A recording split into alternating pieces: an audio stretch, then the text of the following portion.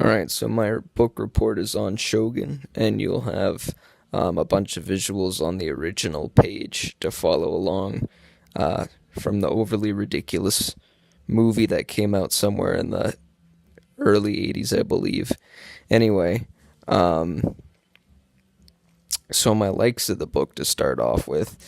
This book was really interesting, not just in the difference in themes and plots, but with the style of the author, which um, I'm not, I haven't really experienced yet as of before this book, and his literary techniques. I do like how in this book, near the beginning and throughout the story, it seems that there are multiple sub stories that are more or less unrelated and probably could be in different novels entirely, but near the end, all somehow work into each other and make sense, so it doesn't seem like you're wasting your time with one thing.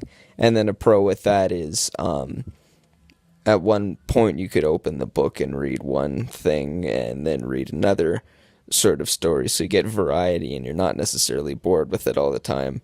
However, one of my dislikes is that in a lot of cases, if it's not so well written, or maybe if it's not as interesting, that it does seem like you're wasting time and that it's unrelated and sort of redundant, even though it will come together in the end of the novel. You don't really know that as you're reading it.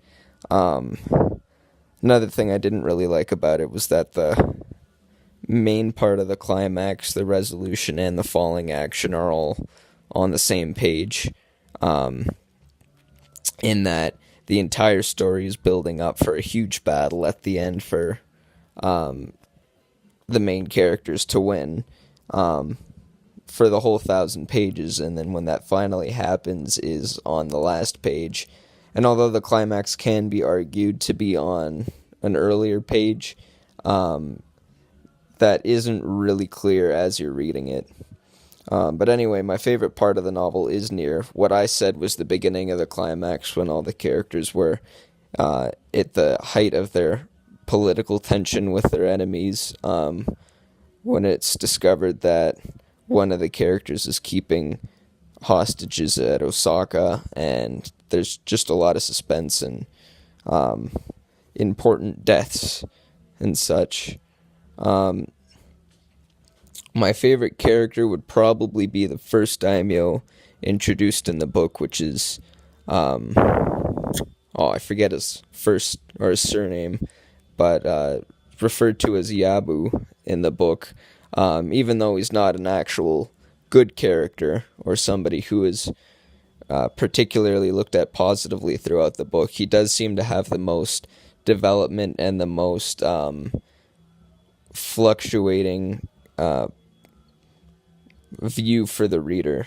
Throughout the book, you change your opinions of him, and at one point you like him, and at one point you don't, and also according to how the other characters in the novel feel about him, which is also part of the writing style that I like, is that the author manipulates your opinion of different things in the book very carefully and accurately, and not so that it feels unnecessary or overwhelming. And he has a very different articulation of certain things that I haven't seen very often before, and that I probably will now take in to my own writing, just with pacing and such and different vocabulary.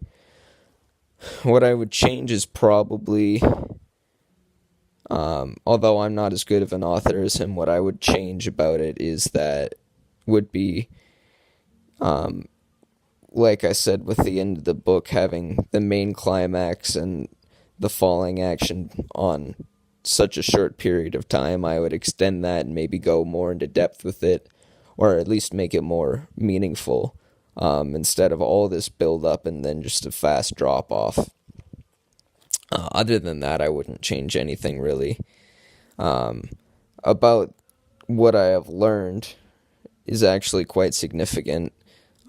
Most of my historical knowledge has come from older Europe and stuff that's been based around Europe, and Asia seems pretty separate to everything else that I would have known. So this kind of opened my eyes to the other void of historical knowledge that I hadn't filled yet. Um, with everything, uh, with the culture, with the vast contrast of opinions and view of the world, and how on the surface, at least older Japan seems so violent and tur what would be the word for turmoil? The adjective. It seems so chaotic, whereas according to the characters and their own internal opinions, think it's the way that it should be and that everything's peaceful, and that they're all satisfied with that way of living. Um, and that concludes it. Um, so I would give this book likely a 3.6 or 3.7 out of 5 stars. And yeah, I would recommend this to anybody who hasn't read it and anybody who's interested in this kind of history.